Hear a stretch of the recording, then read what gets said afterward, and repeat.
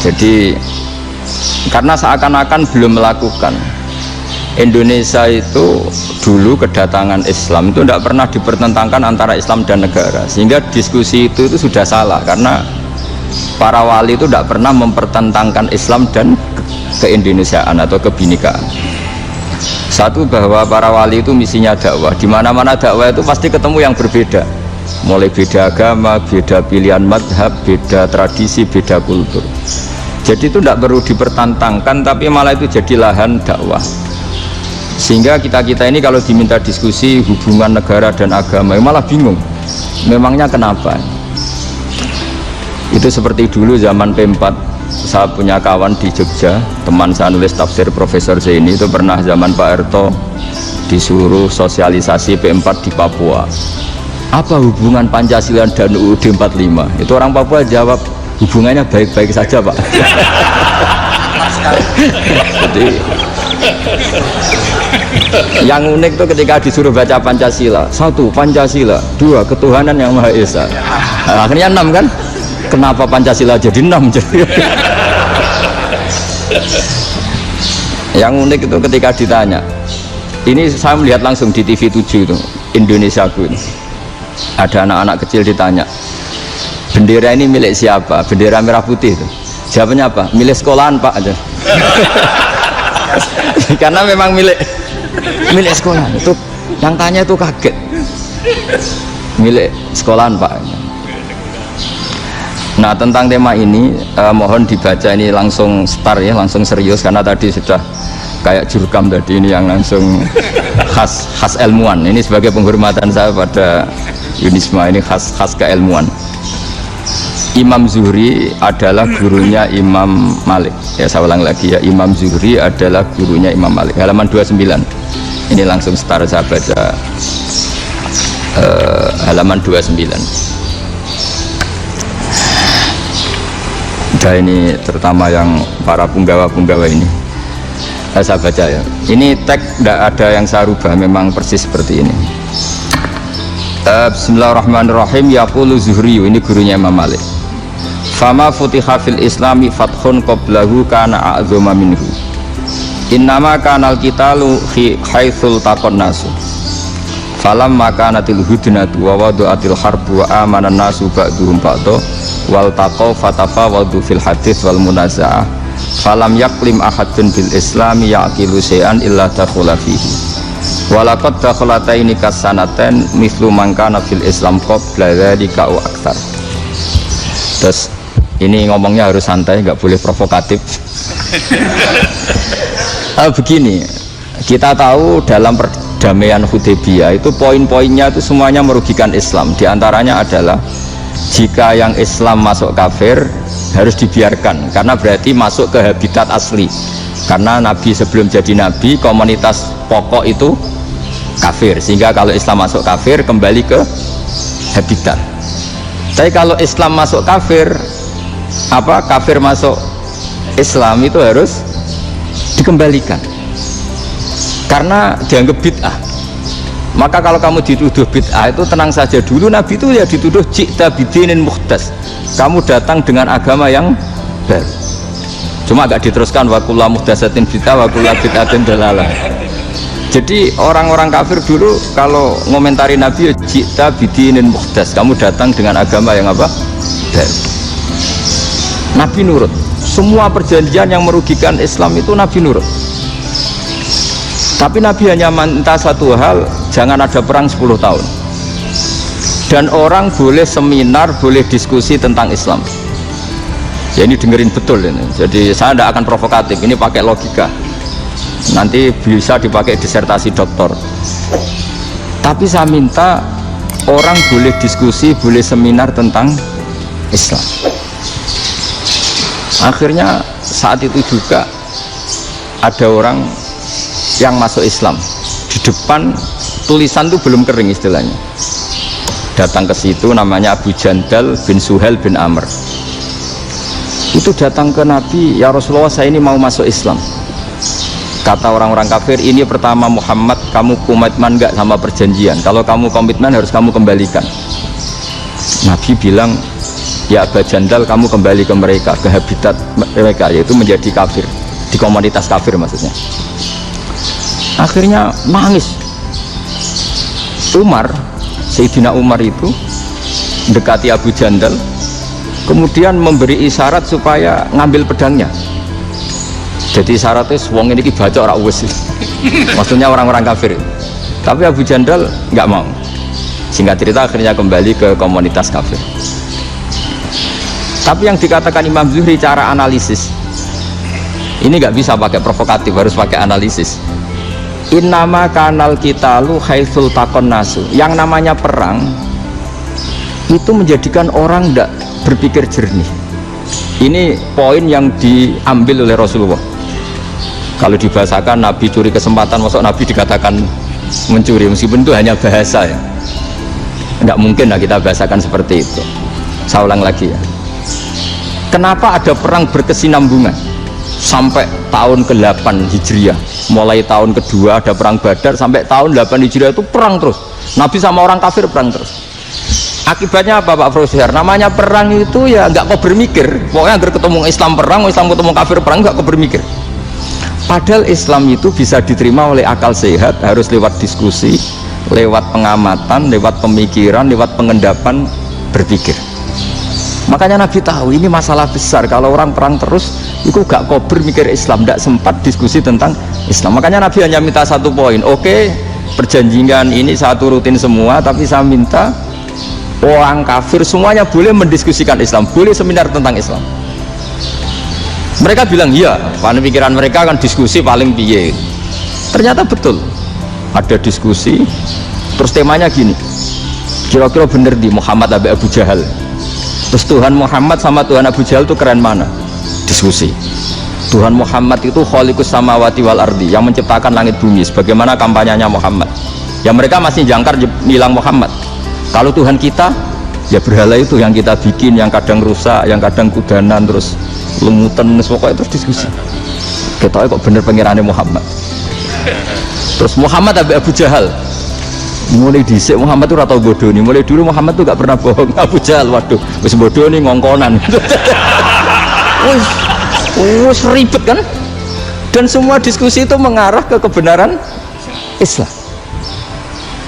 Akhirnya ngomong kafir sing tokoh-tokohnya cara Jawa yuk, wah semane jebule masalah ini kan.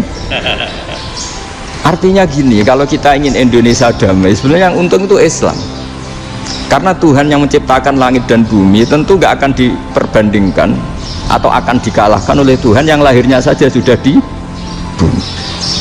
Misalnya kita menjual Tuhan Allah, siapa itu yang menciptakan langit bumi, yang ada sebelum langit bumi, bandingkan dengan Tuhan yang lahirnya di bumi, ada tanggal lahirnya, ada aktenya, itu kan sudah ribet kan.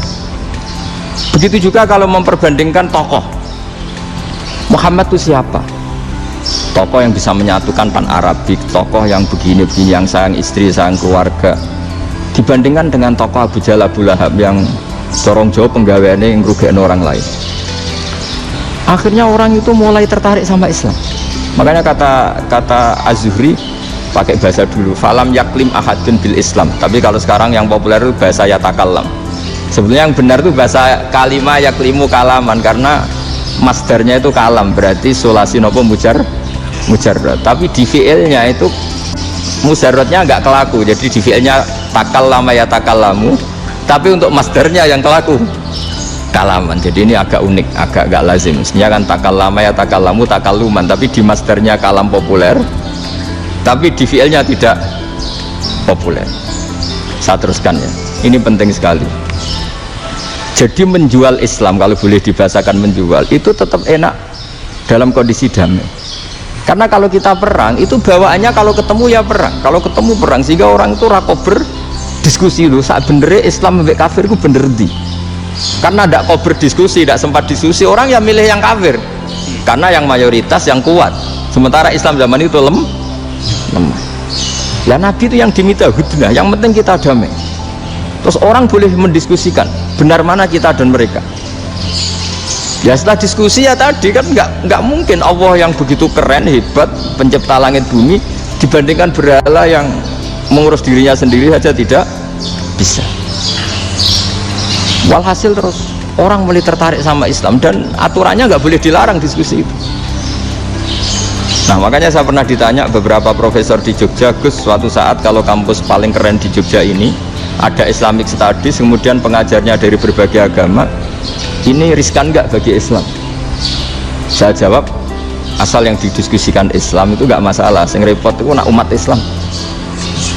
Karena kalau umat Islam yang jadi percontohan, banyak raja yang dolim, banyak pemimpin muslim yang dolim, terus identik dengan Islam itu jadi dolim, kan ribet. Ya kalau pas umat Islam, kalau Islam yang kumat kan jadi masalah kan. Nah ini kan terus jadi beda umat Islam sama Islam yang lagi apa? Kumat. Sehingga cerita terus Islam mendapat posisi yang luar biasa.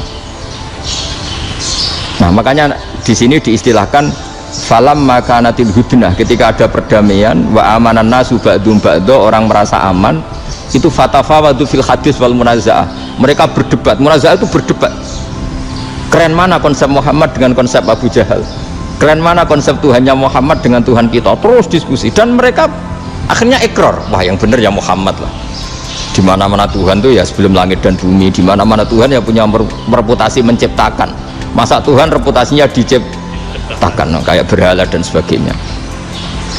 Ibadah juga gitu, ibadah wong kafir itu kalau tawaf itu telanjang, ibadah Muhammad santun pakai pakaian, terus akhirnya mereka mulai tertarik Islam. Sehingga saya lihat di beberapa tafsir, saya memang tidak akan ngomong yang tidak serius, ngergani Unisba ben sawangane pemikir serius.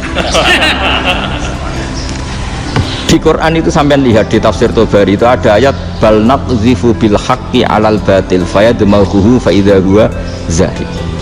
Qadzafa itu kalau di kamus tak lihat itu takallama bila dalilin. Qadzafa itu yes, pokoknya sekenanya. Artinya gini, kebenaran Islam atau kebenaran hak itu kamu taruh sekenanya saja itu tetap menang. Apalagi kamu taruh secara teratur, kamu taruh sekenanya saja itu tetap menang. Sehingga di sini banyak sahabat yang hidup di Cina. Sekarang juga banyak orang alim yang milih hidup di Amerika, banyak orang alim yang milih hidup di Inggris. Dan mereka pede, percaya diri, karena kebenaran itu kamu letakkan di mana saja, itu tetap akan menang, akan menemukan momentum kemenangannya. Misalnya gini, contoh paling gampang. Dulu para peneliti, saya ulang lagi, dulu para peneliti itu ya datang kemana-mana, termasuk Ibnu Battuta, termasuk Ibnu Khaldun, ya semua peneliti itu suka neliti. Setelah diteliti, Quran itu satu-satunya kitab suci yang membicarakan sains, misalnya tentang falak, tentang astronomi, tentang asal-usul kejadian manusia, kejadian makhluk, juga bicara tentang geografi, geologis, semuanya.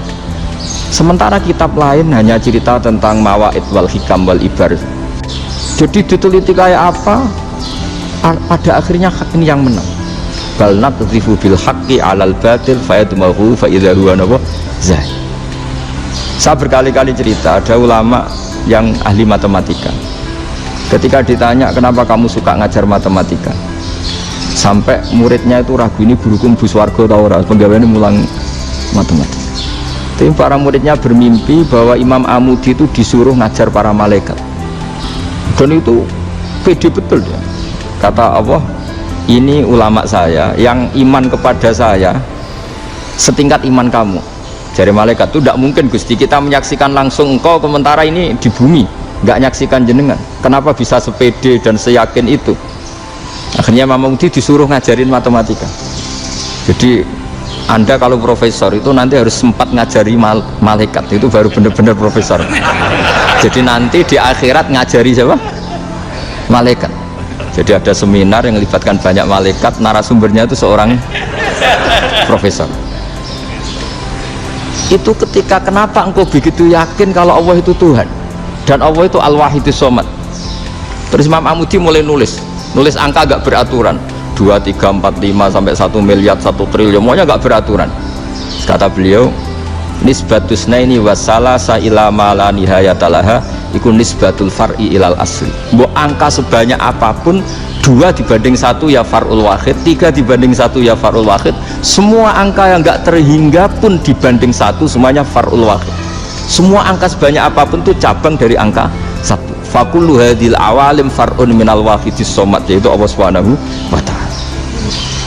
Akhirnya malaikat tepuk tangan, iya juga. Jadi begitu juga ada ulama itu ahli gambar. Saya dulu ngaji sama Mbah Mun Al-Husunul Hamidiyah, itu kitabnya itu banyak gambarnya. Dan kali gambar yang ngawur betul, mangga ahli gambar. Saya epol, atas sempurna lele. Semua gambar bangunan, gambar sapi, pokoknya gambar. Ternyata dia menemukan Tuhan itu dari gambar. Gambar serapi ini atau seruwet ini sama. Gambar rapi sama ruwet itu sama kalau dalam pandangan tauhid. Dimulai minan nuqtah al-wahidah. Kowe cek gambar sing rapi, sing indah, cek gambarmu elek, dimulai dari satu titik. Dan titik ini nuqtatil wujud, yaitu Allah Subhanahu wa ta'ala. Jadi nak cara ahli tauhid gak penting gambarnya api, menang lomba atau ora penting. Butuhe hadis surah ini gambar baik yang rapi maupun ndak adalah min nuqtah dari satu titik. Nah, alam raya sebanyak ini mbok gambar mbok ora, cek mulai Mars sampai Jupiter kabeh semua bentuknya yang banyak ini semuanya min nuqtatil wujud, yaitu dari titik wujud. Ini kok Allah Subhanahu wa ta'ala. Di sini hebatnya ulama-ulama, mbok dia pengajar matematika, mbok pengajar gambar, semuanya dipakai perangkat untuk tauhid. Nah, itu kan juga bagian dari Islam damai, Islam yang sangat tidak perlu perang untuk orang dipaksa Islam, nggak perlu provokatif kayak tadi pidatonya rektor jenengan tadi.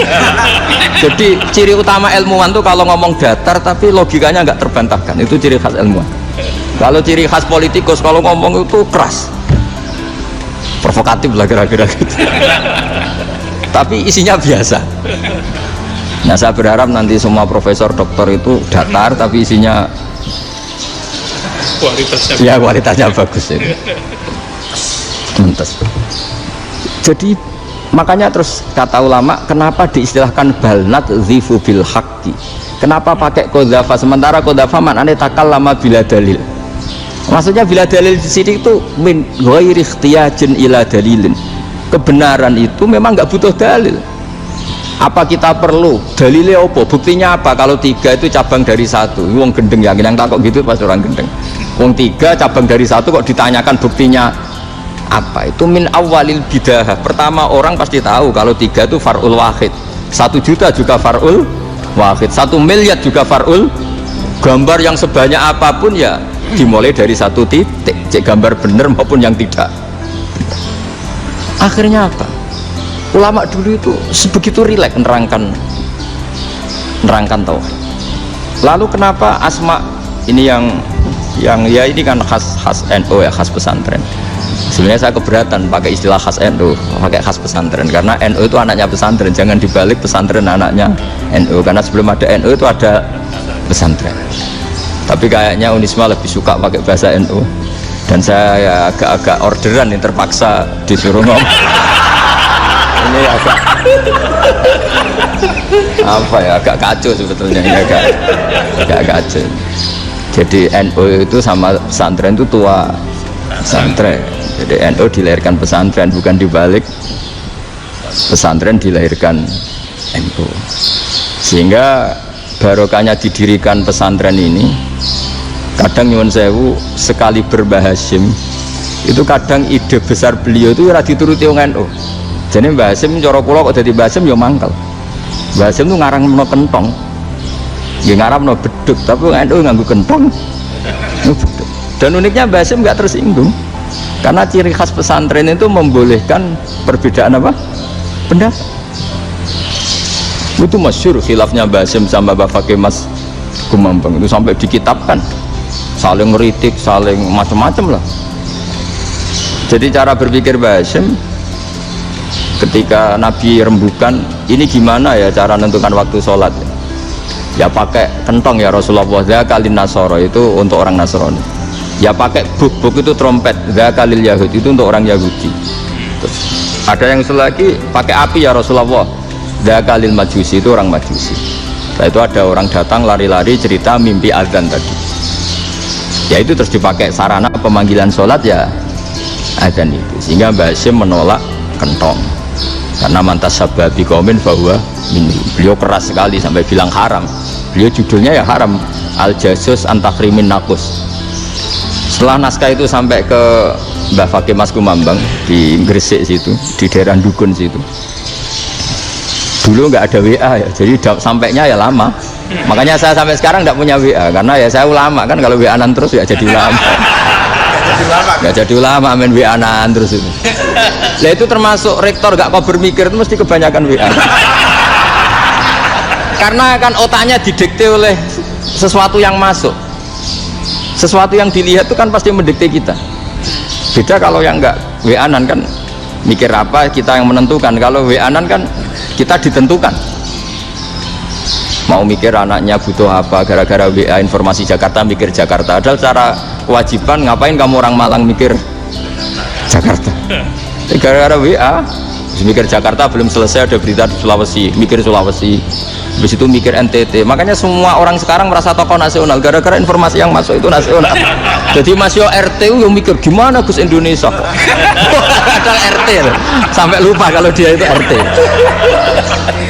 Jadi semua orang sekarang merasa tokoh nasional. Dan itu gara-gara apa coba? Akhirnya semua orang juga punya ide tentang nasional. Harusnya negara itu gini-gini. Jebule wonge sing duwe ikon itu sapa? RT. Ribet kan? Saya teruskan, setelah naskah itu sampai ke Kiai Fakih Mas Kumambang, beliau itu marah besar. Ini harus dilawan, dan saya bukan karena benci Mbah Hasyim. Beliau teman saya ketika ngaji Kiai Mahfud di Mekah. Jadi Mbah Fakih dan Kiai Hasyim itu teman ketika ngaji di Mekah. Secara ngelawan tuh lucu, gak ilmiah, tapi gak ilmiah wong alim tetap ilmiah. Di mana-mana serupa itu tidak sama. Ya kalau mungkin zaman Nabi di Medina itu, zaman itu kentong itu identik dengan milik Nasrani. Di Indonesia beda. Pos kampling ya kentong, kebakaran ya kentong, wae sarapan orang di LP ya pakai kentong. Jadi tidak ada jaminan kalau kentongan itu identik dengan Nasrani. Lalu haramnya di mana? Yang di mana-mana tasabuh itu identik. Ini tidak identik. Mulai masalah kan? Mulai masalah. Jadi beliau gaya judul Hazruus.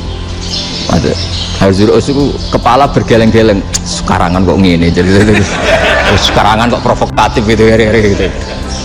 Nah, dan itu Mbah Hasyim ya hormat Mbah Fakih hormat Mbah Hasyim. Saya sendiri secara pribadi itu lebih suka pendapat Mbah Hasyim sebetulnya.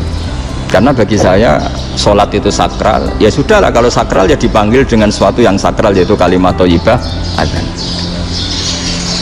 Tapi saya tidak akan bilang kalau kentongan itu haram, karena kalau haram alasannya mirip orang Nasrani. Sementara pos kampling ya pakai kentong, ada banjir ya kentong, ada kebakaran ya kentong, jadi tidak identik untuk misa atau untuk sholat ala Nasrani.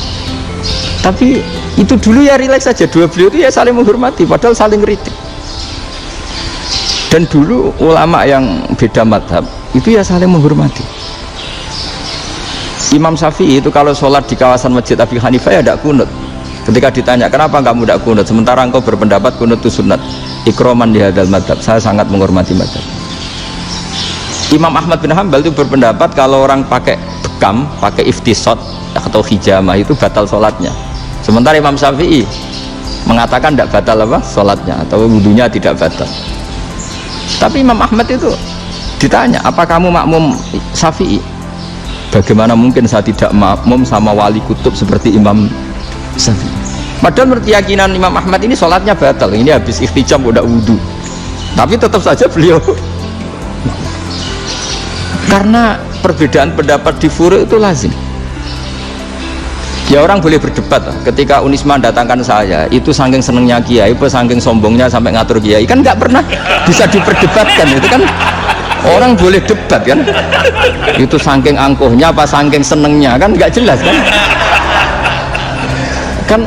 Dan orang boleh setuju pendapat saya yaitu ngatur kiai itu haram, setuju juga Pak Rektor ekspresi mahabbah itu ya macam-macam. Dulu sahabat ya gitu, sahabat itu ada yang nggak kenal wajahnya Nabi sama sekali sampai akhir hayatnya. Ketika ditanya, lo kamu itu sahabat kok nggak tahu wajahnya Nabi? Saya tidak pernah berani memandang Nabi karena ijlalan lagu, terlalu menghormati saya sehingga tidak berani memandang wajahnya.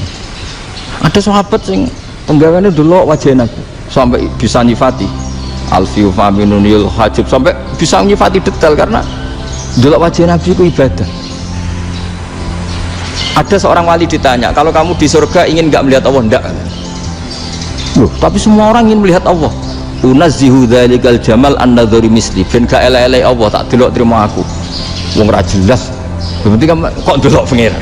Banyak. Jadi justru tapi karena saking takzimnya. Ndaklah mosok aku kok. Makanya saya berkali-kali cerita.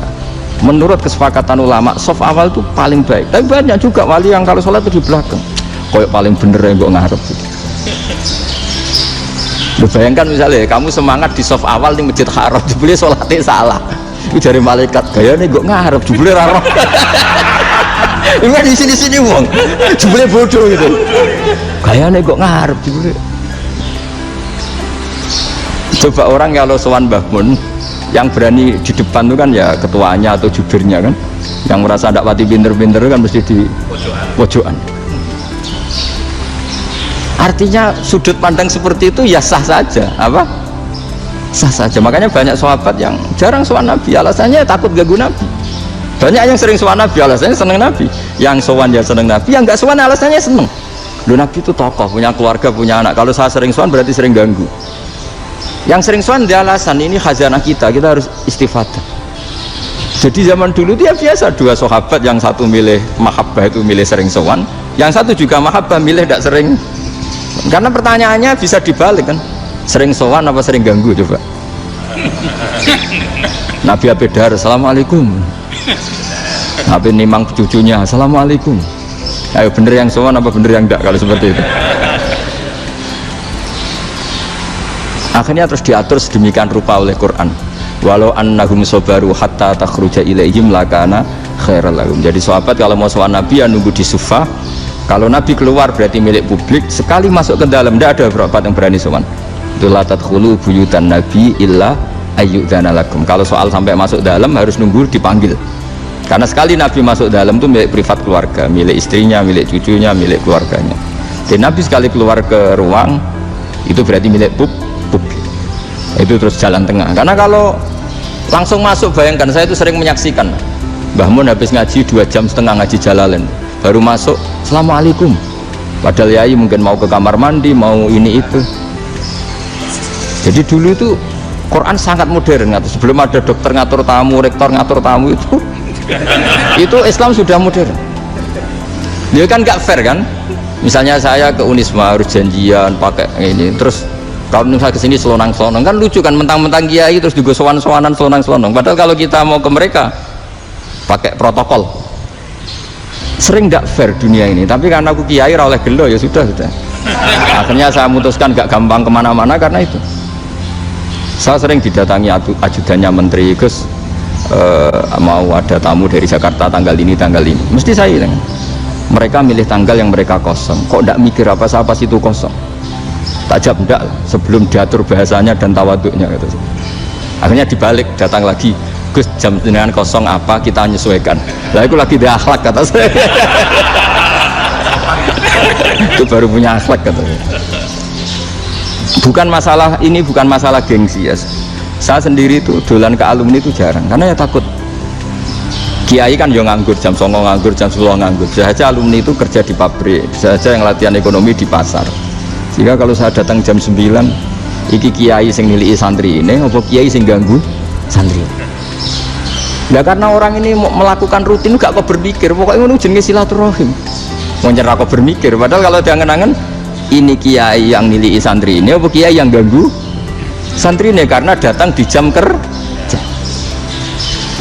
Nah, bayangkan kalau kebenaran dulu itu dikawal oleh satu peradaban perang. Jadi Nabi sesuai diangen-angen Nabi. Perang Badar menang Nabi, perang Uhud menang wong kafir, perang ini gonta-ganti. Apapun itu yang penting satu kesimpulannya, cara Rasulullah kesimpulannya satu, orang tidak kober mikir kebenaran secara mengendapkan pikiran dengan pikiran jernih.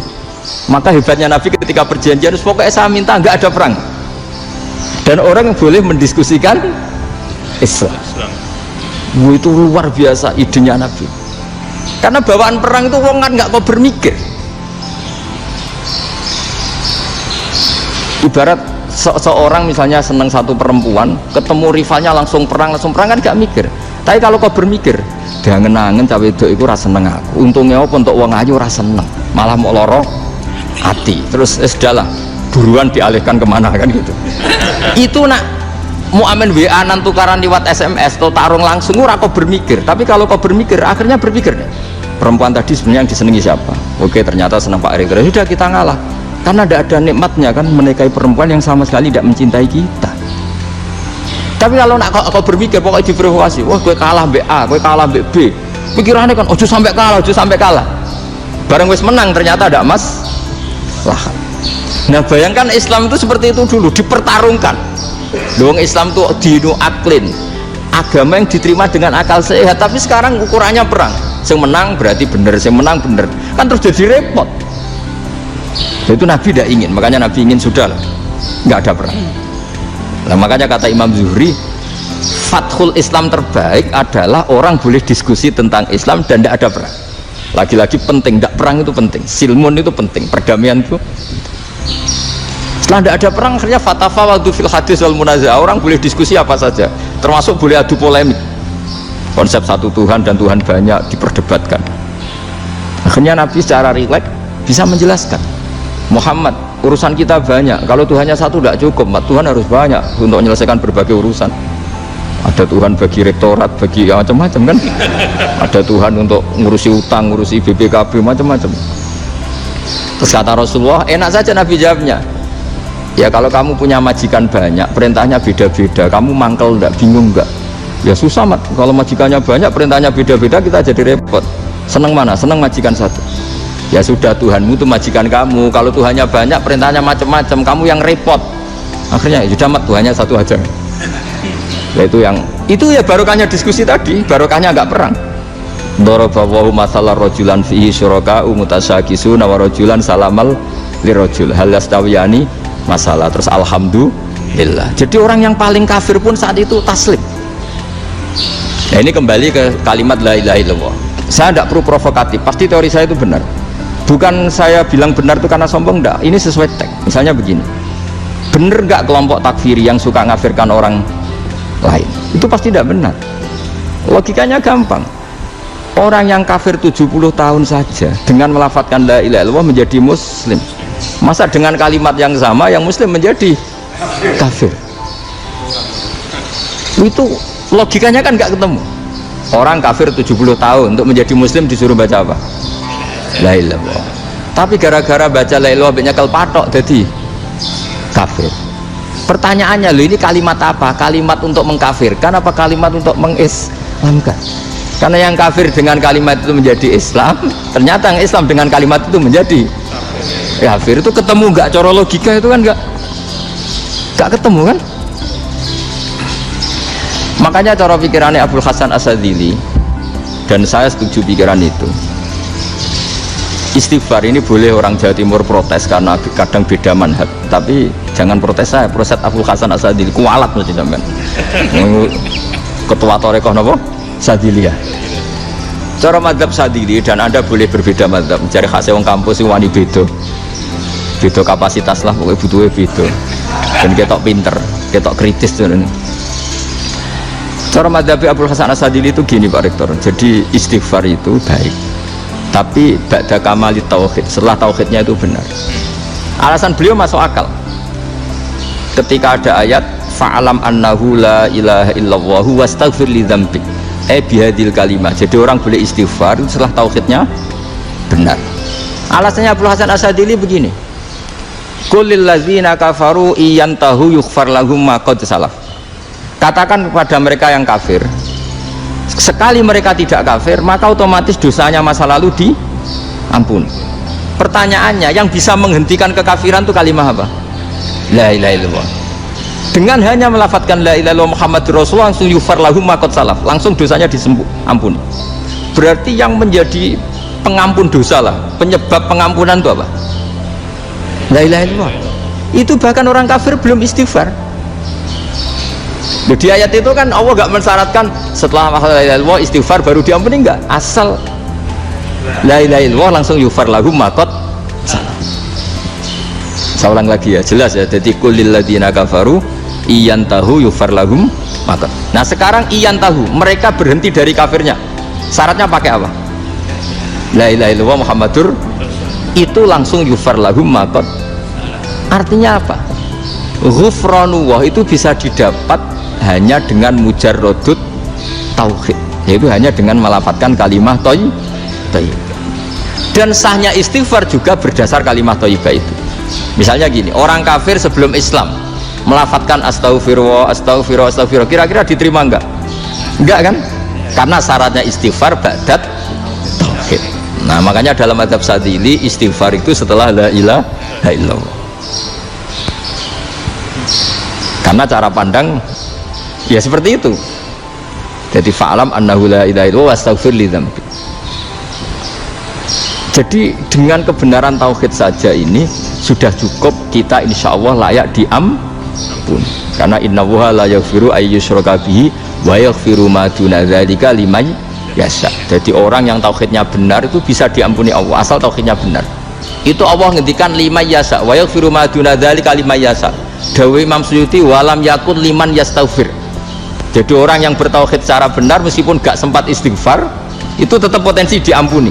Karena bawaan tauhid itu sudah menjadi layak diampuni. Kayak orang kafir sekali ngelafatkan kalimat tauhid mbok gak istighfar langsung diampuni.